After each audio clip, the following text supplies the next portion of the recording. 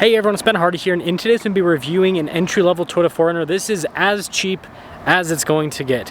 Before we get in this video, I want to give a huge shout out and thank you to the Large Miller Toyota here in Murray for giving me some time with this 4Runner. I'll include a link to their website in the description down below. Also include a link to my car buying guide. Let's get into it.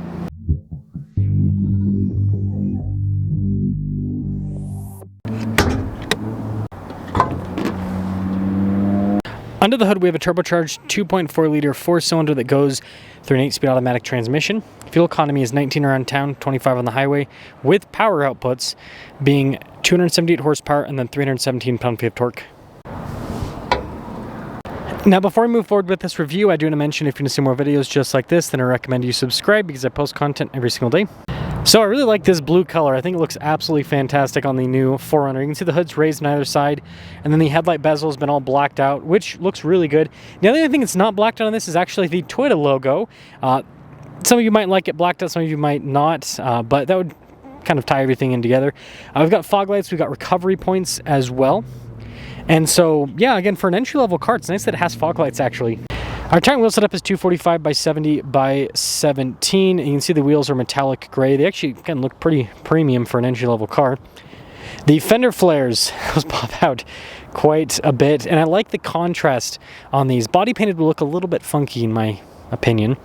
And you can see the mirror caps are just exposed plastic, same with the door handles. But again, it doesn't look bad because this is a rugged type vehicle. You got your SR5 badge, which is blacked out. That's why I think it's funny the Toyota logo on the front is not blacked out. This one does have crossbars added to it, which is like one of the few options that it actually has. But there is your side profile. This now leads us to the key fob where we've got our lock and unlock function. We've got the Toyota logo there at the bottom, very basic fob. Now, this still has the really cool power window function, even on the entry level, which I don't know why it's not. There we go. So it's a cool feature, I think, at least. So it makes a 4Runner a 4Runner. Anyways, you can see here we've got tons of storage space. Again, with the non-hybrid, you're going to get a lot more space here on the back because you don't have a battery stealing space in the rear, raising the load floor and all of that. Got the new taillight design here in the rear. You can see the Toyota logo there, 4Runner logo down below, little receiver hitch at the bottom. And again, the blue like really pops on this. This is a good looking car. Now this leads us inside where we actually have soft touch here for the passengers in the back and the armrest. Got a little cup holder there. Cloth seats. And I actually like these new cloth seats quite a bit. They feel more durable compared to the previous gen cloth seats. Now, popping in, legroom is pretty similar to before. It doesn't feel too different. You got vents here in the back, USB ports as well. And the 4Runner has a more sloped roof, so it doesn't have quite as much headroom as like the Land Cruiser and stuff, but it's actually close enough in my opinion. And then popping up front, again, you've got the soft touch down below. All of our window controls here, mirror adjustments, blind spot monitoring with the mirrors. And then $895 for the payload capacity, so it's actually less than the Land Cruiser, which I've found very interesting. But this also weighs quite a bit less. So you can see the gross vehicle weight rating is 6,075 pounds. Land Cruiser weighs 5,700 pounds. This weighs, so subtract that, like 5,200 pounds roughly. And then here's the front seat. Nice trim all down the center. It's manually adjustable. Got for your stability control here on the side. Steering wheel is also manually adjustable. And let's start her up. Bada bing, bada boom. So this comes with adaptive cruise control and lane centering. You've got your volume voice command controls, and the steering wheel actually has premium trim. It's not like crappy plasticky trim, so even the base model has a nice setup. And then you've got a partially analog, partially digital gauge cluster. It's not full digital. Well, I mean, the elements all turn on. They all have screens, but it's not like the giant screen that you get in the more loaded up 4Runner, so that's a little bit more basic. Backup camera in reverse, good resolution with it. And then as for the infotainment system, it's just Toyota's newer unit, smaller screen with this being a more baseline car. But you have the shortcut bar there, a little volume control there on the side too. Got big knobs for the climate controls, and then you have this for the climate too, so it kind of feels like you're doing something substantial. Little USB ports down below as well. And then you can see the shifter here for the 8-speed. And then we've got the parking brake there. It's not going to pop on camera very well, but this does have a tow haul mode, drive mode too. So you twist for the different drive modes. It just has a normal, sport, and eco. And then this is also the transmission select, or not transmission, drive line select. So it has 2-wheel drive, 4-wheel high, 4-wheel low, and then you have a bunch of blank switches next to it, funny enough, for different items with different packages on the new 4Runner. Got a couple others there. See the center console. Nice trim here on the top, and then that's for the rear window to open and close it. And then, of course, no sunroof on this. Now, here's our window sticker for this Toyota 4Runner SR5. You guys can see that all that stuff, well, most of the stuff we went over is standard. We basically have floor mats added to it and roof rails, like I said. So as basic as it's going to get for a new 4Runner. $44,888 is the total MSRP on this. And with that being said, let's sum things up. Let's start her up. So you guys are gonna roast me in a second. You ready for this? The new Toyotas are growing on me quite a bit. I know. The more that I review these new Toyotas, the longer that I have that 250 Land Cruiser, the more I like them. I know. But this is what happens with any new gen Toyota. The new gen comes out and everyone's like, what'd you do with the engine? What'd you do with this and that? But then sit there for a while and then you're like, wow, this is actually kind of nice. Like, for example, the new Toyota is being completely built out of plastic, basically. You don't have to worry about rust anymore. Kind of nice. And, you know, the powertrain, right?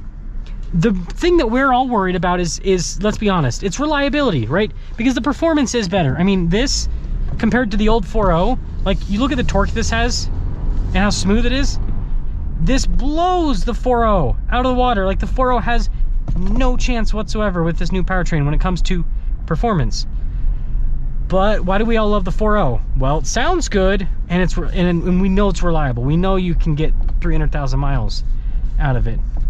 So, yeah, powertrain, and then the rest of the car, it just drives better. I like the old truck feel. Like, I have a 200 series Land Cruiser, and I love how that drives. Don't get me wrong. But I also love how comfortable these new ones are. Just the compliance over bumps. The steering is really good. One thing I love about the steering is you do not get any shaking. And here's what I mean. So this happens with the old 4Runner, Land Cruiser, everything. When you go over bumps, you feel it through the steering. This, it's isolated, which you might think, oh, well, I don't feel like I have control of the car. You still can feel what's happening with the car pretty darn well. And again, it's an SUV, so it's not like you're too worried about feeling at one with the car like you would with a sports car. But it doesn't do this when you're going over bumps and stuff. Like off-road, it is a game changer. And on-road, it's nice. It makes it a much more relaxed, laid-back experience. I'm still not like sold on like the whole digital everything. I do still kind of like analog.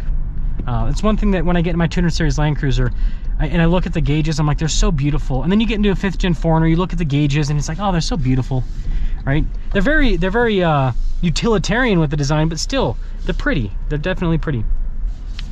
So putting it all together, these, like I said, these new Toyotas are actually growing on me quite a bit. And I mean, my Land Cruiser, it's right there, it's the silver one. I don't have a crazy amount of miles on it yet. I'm getting close to 9,000 now, if I remember right. But it has so far done the Toyota thing. Every day I get in, I don't drive it every single day because I'm driving press cars and all this other stuff, but every single time I get in it, it starts up. No questions asked. It does everything, no questions asked. I have not gotten one single warning with that car. Every other car that I've owned, that I've bought for the channel, I get at least something within the first 2,000 miles and definitely within the first 10,000. Not at 10,000 with that yet, so, you know, maybe something will happen. But so far, it's done the Toyota thing.